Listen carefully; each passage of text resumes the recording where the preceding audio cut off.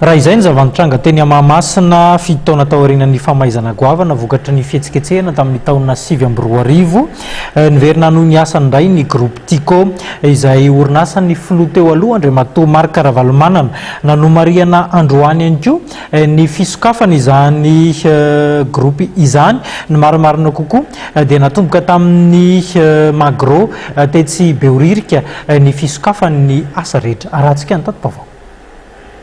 Manomboka izao dia osokafana ny groupe Tico io no fanambarana mihezinezina nataon'ny Marc Ravalomanana ny atoandro teo nandritra ny lanonam-panokanana ny Magro Beoririka izay mitondra ny anarana hoe Magro AAA. Fifaliana lehibe ho anay no milaza indray fa manomboka izao dia sokafantsika ny groupe Tico. Sakafo mahasalama ary vokarina eto an-toerana no hita eto amin'ity toerana ity. Tanteraka izao no ny firesakina misy eto an-toerana sy ny fanampiana avy any ivelany.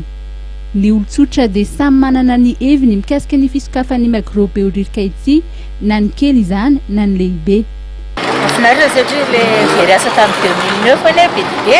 Tena mahafinaritra satria ny tanora efa lehibe zao verina miasa daholo zany ny olona dia tena mety koa satria metseny izay mividy kahe ohatr'izany.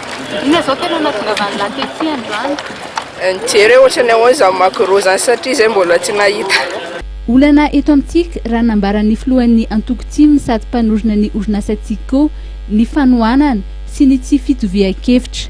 Marihana fa miisa 1.2 ny Magro manerana ny nosy ary mbola misy ny olana eo amin'ny tany toy ny etsy amin'ny Magro Akorondrano.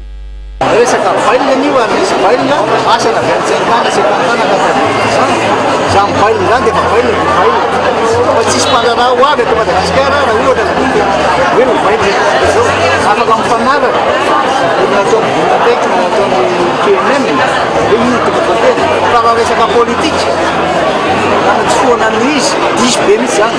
Nambarana fa ny targetran'izy ireo dia ny asa anohana ny namana sy ny mpiarabelona.